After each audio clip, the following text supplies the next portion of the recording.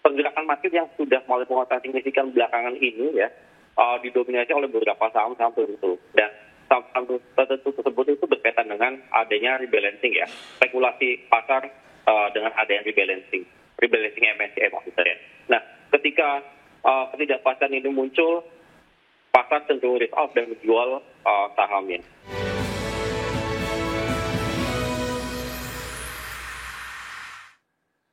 Terima kasih untuk Anda yang masih bergabung bersama kami dan sebelum kita lanjutkan perbincangan dengan narasumber pada pagi hari ini, saya akan coba sampaikan update data terbaru pembukaan dari Bursa Asia tampaknya kompak mengalami pelemahan dan mengikuti dari koreksi di bursa global meskipun Amerika Serikat lebih cenderung bervariasi.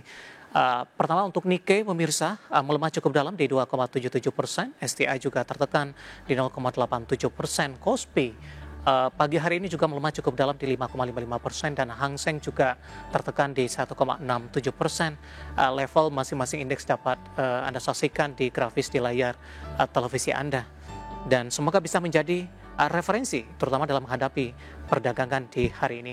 Dan saat ini kami sudah terhubung melalui Zoom bersama dengan Bapak Hendry Widiantoro yang merupakan Equity Research Analyst RDK Elite Sekuritas. Selamat pagi Pak Hendry, apa kabar Pak? Selamat pagi Mas, baik kabar Mas. Terima kasih Pak Hendry sudah meluangkan waktu di IDX Channel. Kita boleh review ya Pak untuk perdagangan kemarin. Indeks harga saham gabungan berbalik melemah usai menyentuh ke level intraday tertingginya di sepanjang masa. Bagaimana analisis Anda? Pembalikan yang datang tiba-tiba, apakah memang ini murni profit taking? ISG juga kenaikannya juga sudah cukup signifikan, new all time high kembali, dan beberapa saham yang sebelumnya mengalami penguatan cukup signifikan, dan para investor mengamankan posisi terlebih dahulu dengan melakukan aksi profit taking. Baik Mas ya, kalau saya review pergerakan market kemarin mungkin ya sama profit taking.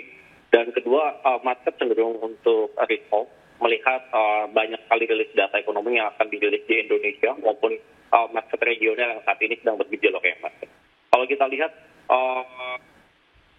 pergerakan market yang sudah mulai penguatan signifikan belakangan ini ya didominasi oleh beberapa saham-saham tertentu. Dan saham-saham tertentu tersebut itu berkaitan dengan adanya rebalancing ya, spekulasi pasar dengan adanya rebalancing MSCI maksudnya. Nah, ketika ketidakpastian ini muncul, pasar cenderung risk off dan menjual sahamnya. Terus di lain itu juga kita lihat ya Mas ya, untuk hari ini ada beberapa rilis data ekonomi yang penting di Indonesia, lebih khususnya yaitu pertumbuhan ekonomi Indonesia Q3 bagaimana update-nya.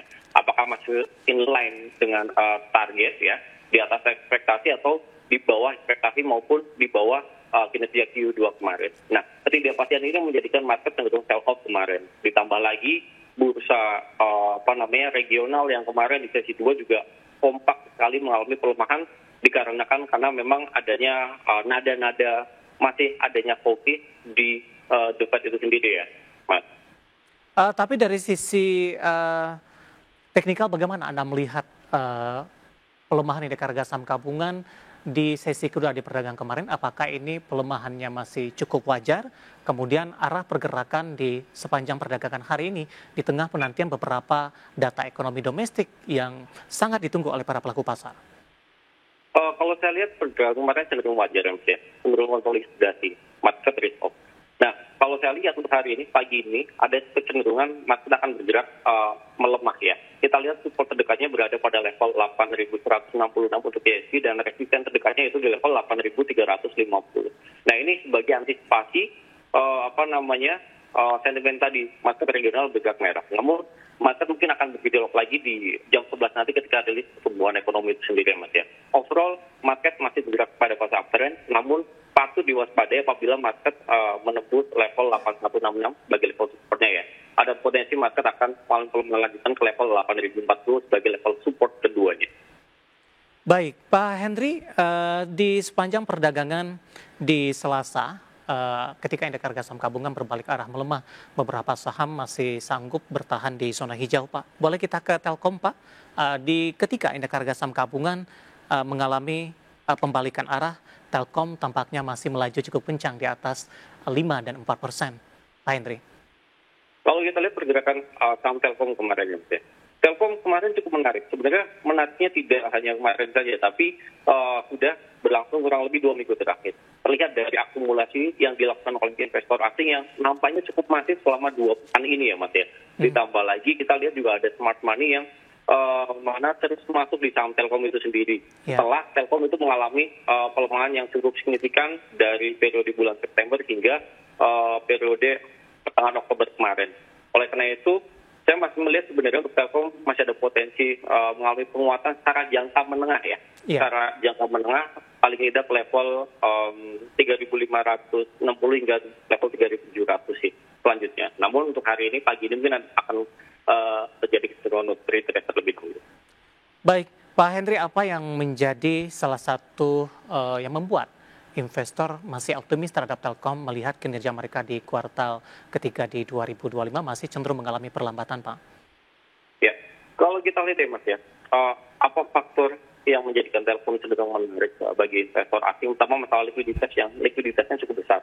Terus kemudian harga dan valuasi yang sebenarnya sudah cenderung murah untuk saham Telkom. Ditambah lagi juga kalau kita lihat ya, berkaitan dengan perkembangan bisnis telekomunikasi yang signifikan belakangan ini, saya rasa akan terkaitin ke kinerja saham Telkom itu sendiri di tahun depan gitu. Oleh karena itu saya melihat bahwasanya Telkom secara tren ada potensi mengalami penguatan dan pembalikan arah dari sisi kinerja fundamental yang tadinya so-so aja menjadi lebih baik. Baik, Pak Henry, pra pembukaan ini Telkom menguat di 2,86% di 3.600, Pak. Bisa dianalisis ini arahnya akan kemana untuk hari ini dengan capaian di pra pembukaan pada pagi ini? Kalau saya lihat ya Mas ya, kecenderungannya Telkom untuk kalau melihat asingnya di sini secara teknikal ada potensi Telkom ke level target terdekatnya yaitu di level 3.560 sebagai level resisten pertamanya terlebih dahulu. Apabila terjadi breakout ya, ada potensi Telkom akan lanjut menguat ke level 3.700. Namun patut diwaspadai dan patut dicermati level stop loss bersama Telkom itu sendiri. Di mana kalau saya lihat di sini untuk Telkom memiliki level support pertamanya di level 3410. Karena apabila 340 tertembus ada potensi retracement ke bawah untuk Telkom sendiri. Namun overall kalau saya lihat secara teknikal Telkom masih ada potensi untuk swing menguat. Baik, untuk target sampai dengan akhir tahun dengan sisa beberapa pekan ke depan perdagangan, Pak Henry untuk Telkom? Kalau untuk Telkom saya melihat ya sebenarnya ada potensi Telkom hingga akhir tahun ya Mas ya. Ada potensi ke level 4.030 sebagai level paling tidak untuk sampai akhir tahun ini untuk saham Telkom. 4.030 sebagai harga yang cukup menarik. Target harga yang cukup menarik. Baik, analisis untuk Telkom yang diperdagangkan hari sebelumnya ini menjadi penopang indeks harga saham gabungan sehingga tekanan yang terjadi tidak terlalu dalam dan hari ini jelang pembukaan Telkom masih melaju di 2,86% di 3.600 dan lagi-lagi keputusan investasi tetap ada di tangan pemirsa IDX Channel. Pak Henry, menarik beberapa sentimen tadi sudah Anda sampaikan, rilis pertumbuhan ekonomi kuartal ketiga, kemudian juga ada review indeks MSCI. Ini ada beberapa saham dan sektor yang sangat berkaitan erat dengan sentimen-sentimen ini. Nah, kita ke pertumbuhan ekonomi terlebih dahulu, Pak Henry, ketika posisi pertumbuhan ekonomi di atas ekspektasi atau sesuai dengan ekspektasi atau mungkin skenario akan di bawah ekspektasi. Seberapa besar pengaruhnya, terutama kepada sektor saham yang cukup sensitif, mungkin ke perbankan mungkin Pak Henry? Ya betul. Pertama kita lihat dari sisi perbankan ya. Perbankan di sini sebagai leading indikator dari pertumbuhan ekonomi itu sendiri. Nah, ketika pertumbuhan ekonomi cenderung mengalami penguatan dan terus bertumbuh, ada potensi saham perbankan itu akan mengalami penguatan. Karena apa? Karena perbankan tidak lepas katanya dengan penyaluran kredit ya. Ketika ekonomi tumbuh, ada kecenderungan penyaluran kredit akan meningkat dan margin keuntungan yang didapatkan oleh perbankan mengalami kenaikan juga. Kedua, setelah perbankan mungkin saya lihat di sektor konsumer maupun retail ya. Ketika ada pertumbuhan ekonomi, ada kecenderungan untuk sektor tersebut itu juga mengalami penguatan. Kenapa? Karena kita tahu bahwasanya penopang dari pertumbuhan ekonomi Indonesia itu hampir 56% itu ditopang oleh faktor konsumsi ya. Di mana hal itu menjadikan sektor konsumer, retail cenderung menarik. So, dari perbankan yang tadi kita lihat sebagai leading indikatornya. Baik Pak Hendri, sebelum kita ulas rekomendasi Anda untuk saham-saham perbankan, kemudian juga saham yang cukup sensitif dengan review dari indeks MSCI, kita akan coba update terlebih dahulu Pak, posisi pembukaan perdagangan di sesi pertama pada pagi ini. Kabar kurang baik datang dari indeks harga saham gabungan, tampaknya tekanan masih berlanjut. Para investor masih cenderung antisipasi ataupun wait and see, di mana posisi saat ini indeks harga saham gabungan sudah meninggalkan level 8.200-an, tepatnya di 8.199,927 atau melemah di 0,47%. Intraday hari ini sempat melemah ke 8.181. Sementara saham-saham yang hari ini masih bergerak di zona hijau, di tengah tekanan pasca pembukaan, Telkom tadi pun juga sempat kita ulas, masih melaju menguat di 2,29%, ada koin menguat di 5,18%. Kemudian juga ada ikan, Era Mandiri Cemerlang Tbk juga menguat signifikan di 14,05% dan FPNI menguat di 20% pemirsa. Kemudian saham-saham yang menjadi pemberat yang masuk ke dalam deretan top loser ada INPC.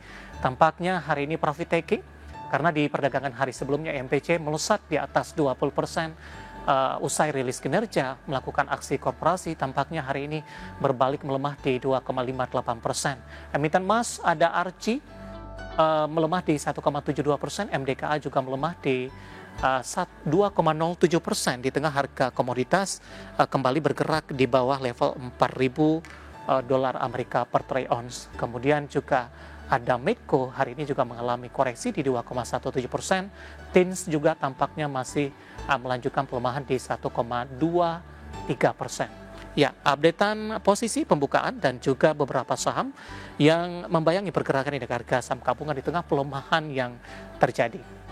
Baik, Pak Henry, kita lanjutkan kembali Pak. Indeks harga saham gabungan dibuka melemah Pak di sesi pertama, namun saat ini pelemahannya sudah mulai terbatas dan sudah balik ke level 8.200-an. Secara teknikal, sinyal apa yang bisa kita amati Pak di sini ketika di 8.100-an, kemudian balik ke level 8.220? Apakah investor hanya keluar sesaat kemudian masuk kembali? Oke, kalau saya lihat ya, secara teknikal dan secara momentum pagi ini, market cenderung panic selling ya. Ya. Panic selling yang terjadi di market melihat sektoral dan beberapa market regional maupun global yang bergerak mengalami pelemahan cukup signifikan. Di balik itu juga kita lihat ya, ketika ada market panik di situ biasanya ada aksi buyer yang cenderung spekulatif dan trading jangka pendek di situ, kalau saya lihat di situ Mas, untuk buyer spekulatif tadi pagi. Oleh karena itu saya lihat kecenderungan untuk IHSG hari ini mungkin masih akan bergerak konsolidasi ya. Konsolidasi berada pada level areal yang saya sebutkan di level 8166 hingga level 8350 di level tersebut. Namun sekali lagi tetap level stop loss-nya untuk IHSG apabila IHSG menembus level 8040. Baik Pak Henry, kita lanjutkan kembali Pak tadi untuk perbankan big cap Pak, di tengah konsolidasi fluktuasi harga yang terjadi dalam beberapa waktu terakhir. Dari keempat saham perbankan big cap, mana yang lebih menarik, mana yang lebih direkomendasikan dengan berbagai indikator baik teknikal maupun dari sisi fundamental dan prospek sampai dengan akhir tahun, terkait juga dengan beberapa momentum window dressing, Santarelli dan January effect nantinya? Kalau saya melihat dari sektor perbankan ya Mas, cenderung big bank-nya saya cenderung ke Bank BCA ya. Di sini saya melihat bahwasanya Bank BCA ada kebalikan arah dari downtrend dan juga saat ini bergerak pada fase uptrend. Dan sekarang berada pada fase konsolidasi ya, kurang lebih minggu terakhir. Setelah itu saya juga melihat adanya foreign flow yang masuk dan cukup masif di saham Bank BCA. Oleh karena itu menjadikan menurut saya saham BCA itu cenderung cukup menarik secara jangka menengah hingga paling tidak akhir tahun ya. Karena tidak dipungkiri bahwasanya saham-saham perbankan, terutama BCA di sini pergerakannya lebih banyak digerakkan oleh adanya inflow yang masuk dari asing ke saham perbankan, terutama Bank BCA itu sendiri Mas ya. Overall saya melihat secara jangka menengah paling tidak hingga akhir tahun BCA masih cukup menarik. Dan kita lihat juga secara teknikal ya Mas ya. Pertama kan kita lihat ada gap untuk BCA ya. Di level 9.400, yang mana level gap ini adalah level yang cukup menarik untuk dicermati untuk swing jangka menengahnya itu saham BCA. Baik untuk BCA di tengah arus asing yang kembali masuk, Pak Henry, sebagai catatan secara year to date BCA salah satu saham yang paling besar dijual asing dengan nilai nominal yang paling tinggi. Bagaimana Anda melihat prospek di sisa tahun? Apakah asing akan masuk kembali kemudian menutupi dari aksi jual yang sudah dilakukan secara year to date oleh investor asing? Kalau saya lihat untuk saham BCA, apakah asing akan mengkompensasi net sale yang dilakukan hingga pada Desember year to date ini, mungkin belum akan bisa mengcover semuanya. Namun paling tidak dengan harga saham BCA yang saat ini cenderung murah dan kemudian flow asing yang terus meningkat, saya lihat ada sinyal bahwasanya net sale yang dilakukan oleh asing dari Januari hingga sekarang akan reduce ya, terkompensasi dari tidak semuanya ya, untuk hingga paling tidak mendekati level positif untuk net buy asing. Baik, saat ini saham BBCA bergerak melemah di 0,29% di 8.625, dibuka flat pada pagi tadi di 8.650, dan lagi-lagi keputusan investasi tetap ada di tangan pemirsa IDX Channel.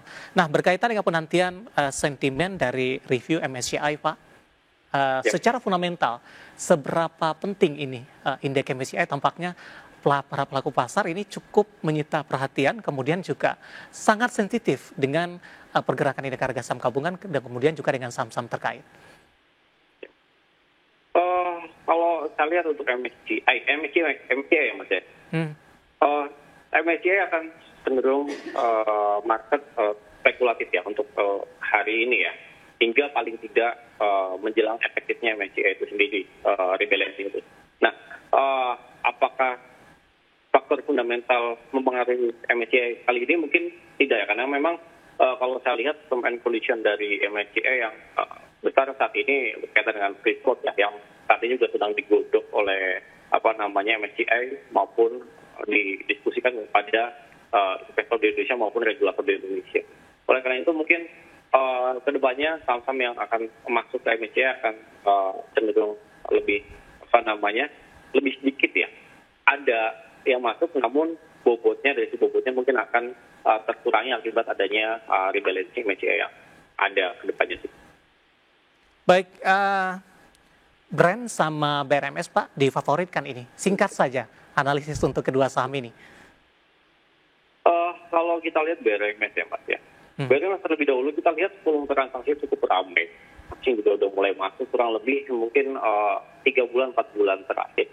Yang mana kalau kita lihat saham ini cenderung favorable setelah masuk masuk penjualan dan net income yang kinerja keuangannya bagus, dan juga masuk ke indeks komoditas ya, coal mining. Oleh karena itu menurut saya BRMS masih cukup favorable untuk masuk MSCI ya, melihat dari free float yang saat ini relatif besar memenuhi syarat, dan juga berkaitan dengan volume transaksi yang cukup besar, cukup liquid belakangan ini, dan ditambah lagi momentum dari kinerja keuangan maupun pergerakan komoditas emasnya yang sekarang juga mulai membaik. Nah, karena itu BRMS masih jauh. Dan satu lagi brand juga ini kan sebelumnya sempat mau masuk namun nggak jadi ya. Baik. Nah, ini market punya kesempatan besar di brand, oleh karena itu brand juga sebenarnya ini patut untuk dilihat juga sebagai kebutuhan MSCI. Baik, Pak Henry, waktu kita cukup terbatas Pak. Terima kasih sudah bergabung, dan semoga kita bahas bisa menjadi referensi. Namun lagi-lagi keputusan investasi tetap ada di tangan pemirsa maupun investor pasar modal Indonesia. Pak Henry, terima kasih sekali lagi, sehat selalu Pak. Thank you. Baik, terima kasih ada Bapak Henry Widiantoro, Equity Research Analyst RDK Elite Sekuritas.